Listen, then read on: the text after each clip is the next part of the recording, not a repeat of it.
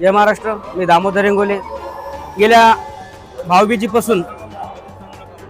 भाऊबीजे निमित्त लाडकी बहीण ई-KYC व आयुष्मान भारत योजनेचे कार्ड काढण्यासाठी आम्ही शिवसेनेच्या वतीने सर्वच ठिकाणी प्रत्येक प्रभागामध्ये शिवसेनेचे जे इच्छुक उमेदवार आहेत व शिवसेनेचे कार्यकर्ते आहेत यांच्या वतीने ते लाडकी बहीण ई-KYC व आयुष्मान भारत योजनेचा एक सर्वसामान्य गरीब कुटुंबासाठी आम्ही हे कॅम्प उभा केलेला आहे.